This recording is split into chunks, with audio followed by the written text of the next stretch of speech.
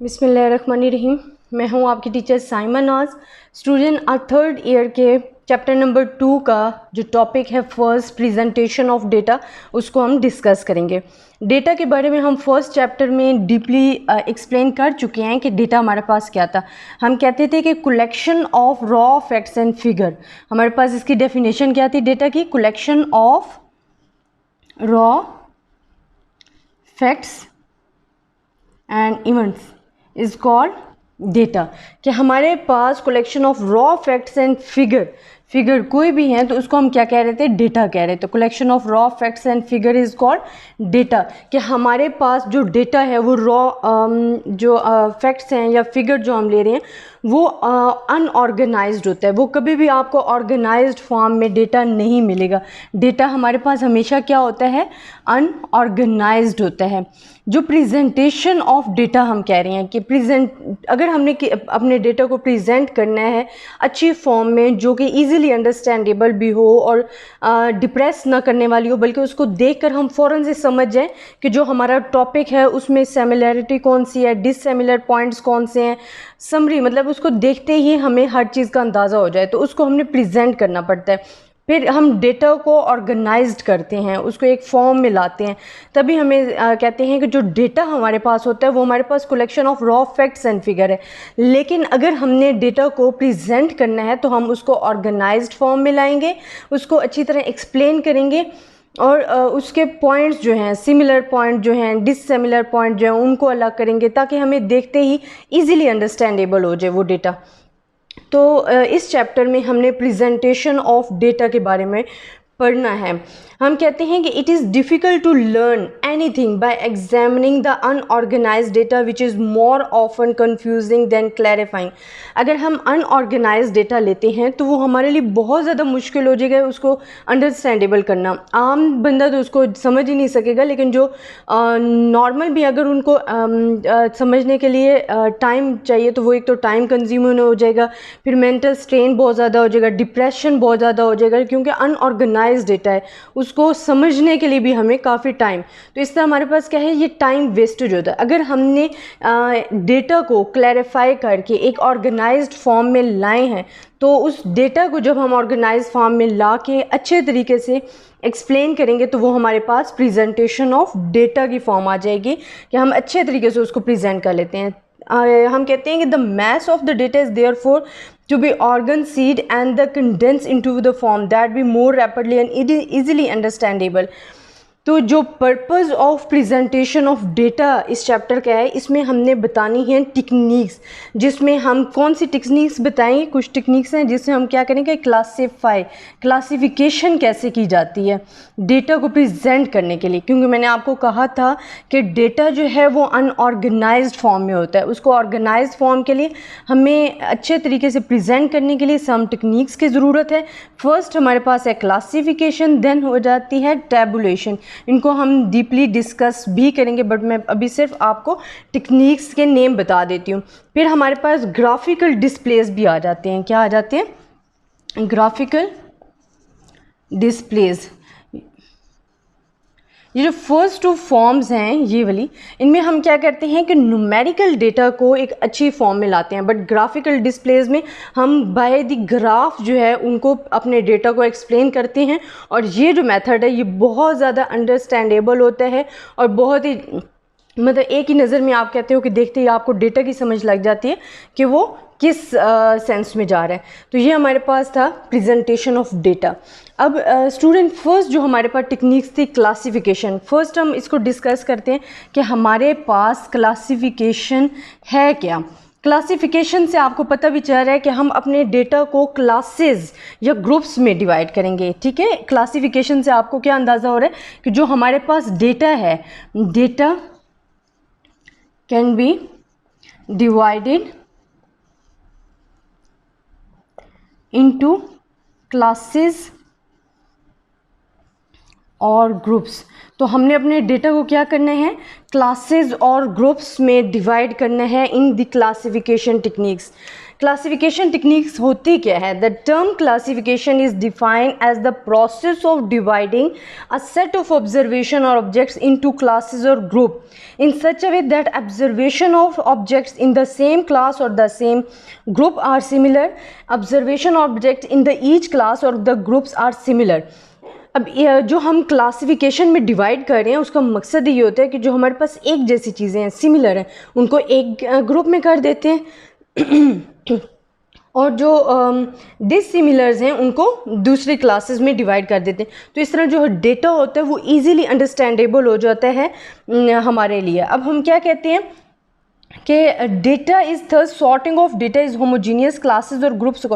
अच्छा, homogeneous classes क्या होती हैं स्टूडेंट? जो हमारे पास होमोजीनियस क्लासेस होती हैं मतलब एक जैसा होना, होमोजीनियस एक जैसी क्लासेस। अब इसमें हमारे पास मुख्तलिफ कैटेगरीज आ जाती हैं। हम कहते हैं वन वे क्लासिफिकेशन होती है, टू वे क्लासिफिकेशन होती है और क्रॉस वे क्लासिफिकेशन होती है। वन वे क्लासिफिकेशन क्या होती है कि when the data are sorted according to one criteria it is called the simple classification और वन वे के क्लासिफिकेशन। अगर हमारे पास डेटा जो है वो डिवाइड हो रहा है या हम उसे डिवाइड कर रहे हैं ओनली इन वन क्राइटेरिया तो हम उसको कहते हैं वन वे क्लासिफिकेशन है।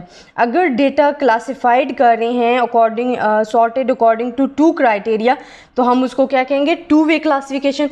अगर वो मैनी क्राइटेरिया में डिवाइड हो रहा है तो उसको हम, या सेवरल क्राइटेरिया, तो हम उसको क्या कहेंगे? क्रॉस क्लासिफिकेशन कहते हैं। वन वे क्लासिफिकेशन क्या है? When the data are sorted according to one classification.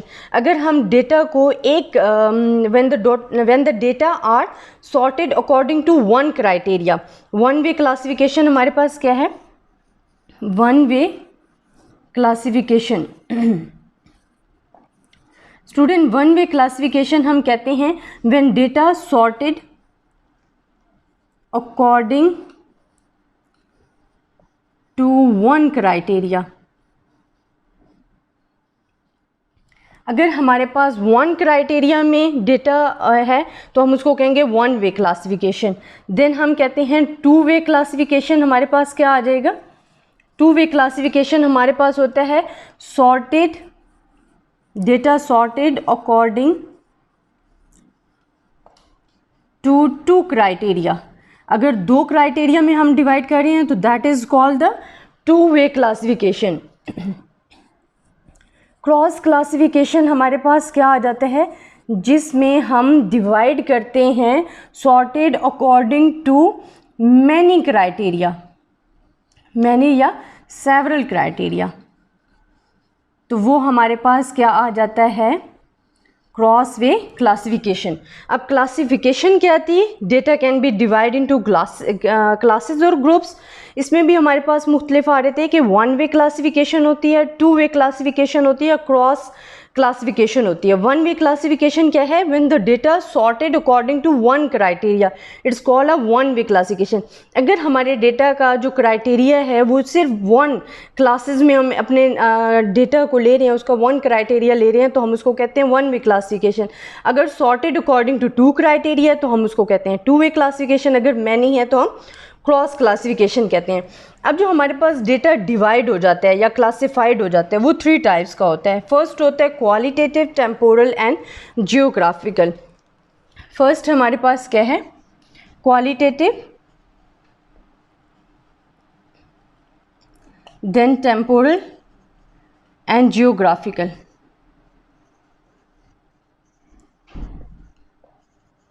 अब स्टूडेंट क्वालिटेटिव तो मैंने आपको बताया भी था, क्वालिटी से है कि हमने डीपली इसको एक्सप्लेन किया था। क्वांटिटेटिव डेटा और क्वांटिटेटिव डेटा था जिसमें हम न्यूमेरिकल फैक्ट्स को ऐड करते थे, अपनी न्यूमेरिकल वैल्यूज़ को डिस्प्लेस करते थे। जो क्वालिटेटिव डेटा होता है, क्वांटिटेटिव में हम न्यूमेरिकल लेते थे बट क्वालिटेटिव में हम नॉन न्यूमेरिकल को डिस्कस करते हैं। फॉर एग्जांपल अगर आप ले रहे हो आई कलर को डिस्कस कर रहे हो तो वो हमारे पास क्वालिटेटिव डेटा में आ जाता है। टेम्पोरल जो होता है इसमें हमारे पास टाइम आ जाता है, time as like the time series. ठीक है, अब जो आप टाइम सीरीज़ चैप्टर हम डिस्कस करेंगे आगे तो वो जो है वो टेम्पोरल। जियोग्राफिकल डिस्प्लेस हमारे पास क्या आ जाता है, जियोग्राफिकल डिस्प्लेस जो होता है इसमें आ जाता है हमारे पास क्राइटेरिया आ जाता है। हम कहते हैं कि variable is express in the term of location. अगर जो डेटा है वो टर्म ऑफ लोकेशन के हिसाब से आ रहा है, हम उसमें जियोग्राफिकल डिस्कस कर रहे हैं, तो उसको हम क्या कहते हैं, जियोग्राफिकल डिस्ट्रीब्यूशन कहते हैं। when the variable is expressed in the term of location। Again मैं स्टूडेंट आपको एक्सप्लेन कर रही हूँ कि प्रेजेंटेशन ऑफ डेटा क्या है। डेटा जो है हमारे पास रॉ फैक्ट्स एंड फिगर होते हैं, मगर जो डेटा होता है वो हमारे पास अनऑर्गेनाइज्ड फॉर्म में होता है। प्रेजेंट अगर हमने करना है डेटा को ऑर्गेनाइज फॉर्म में, जो कि आपके लिए इजीली अंडरस्टैंडेबल भी हो, तो हम उसको क्या करते हैं, उसके लिए कुछ टेक्निक्स यूज़ करते हैं। फर्स्ट क्लासिफिकेशन है, देन टेबुलेशंस हैं एंड ग्राफिकली डिस्प्लेस है। अब जो क्लासिफिकेशन है फर्स्ट उसको डिस्कस कर रहे हैं, जो नेक्स्ट हमारी टू डिस्कशन है वो इंशाल्लाह नेक्स्ट वीडियोज़ में मैं आपको समझाऊंगी इनके बारे में डीपली। क्लासिफिकेशन हमारे पास क्या आ जाती है कि data can B divided into classes और ग्रुप्स, और इसकी डेफिनेशन जो है आप कह सकते हो, the term classification is defined as the process of dividing a set of observation or objects into classes or groups in such a way कि observation or objects in the same class or the group are similar।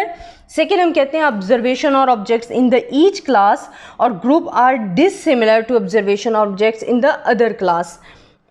Then हमारे पास classification जो है वो one way classification भी होती है, two way classification है, क्रॉस क्लासिफिकेशन जो है। वन वे क्लासिफिकेशन क्या है, when the data sorted according to one criteria. अगर वन क्राइटेरिया के मुताबिक हमने डेटा को डिवाइड कर रहे हैं, that is called the one way classification. अगर यही टू क्राइटेरिया ले रहे हैं तो टू वे क्लासिफिकेशन है, सेवरल क्राइटेरिया ले रहे हैं तो क्रॉस क्लासिफिकेशन है। देन हम कहते हैं कि डेटा में be classified according to qualitative, temporal and geographical characteristics. Characteristic के हिसाब से हम कितने में क्लासिफाइड कर रहे हैं कि क्वालिटेटिव भी हो सकता है, टेम्पोरल भी हो सकता है, जियोग्राफिक। अब क्वालिटेटिव जो डेटा है वो तो हमारे पास है जिसमें हम क्वालिटी डिस्कस कर रहे हैं उस डेटा की। फॉर एग्जांपल मैंने आपको क्वांटिटेटिव डेटा के बारे में बताया था कि हम न्यूमेरिकल इफेक्ट्स लेते हैं, और क्वालिटेटिव में हम क्या लेते हैं, नॉन न्यूमेरिकल फैक्ट्स लेते हैं। फॉर एग्जांपल मैं आपको कहती हूँ IQ level of the student अगर चेक करना है तो that is called the qualitative है। अगर हमने eye colour of the student discuss कर रहे हैं, that is called the qualitative data. Then temporal में हमारे पास क्या आ जाता है कि टाइम सीरीज़, ये टाइम को रिप्रेजेंट कर रहा होता है। टाइम सीरीज़ का चैप्टर इंशाल्लाह हम आगे इसको डिस्कस करेंगे फुल चैप्टर को। जियोग्राफिकल करेक्टरिस्टिक्स हमारे पास क्या आ जाते हैं कि when the variable is expressed in the term of location is called a geographical location. Student ये था आज का हमारा टॉपिक। इंशाल्लाह कल हम एम्स ऑफ क्लासिफिकेशन और बेसिक प्रिंसिपल ऑफ क्लासिफिकेशन को भी इंशाल्लाह डिस्कस करेंगे। आई होप आपको मेरी वीडियो पसंद आई होगी। अल्लाह हाफिज़।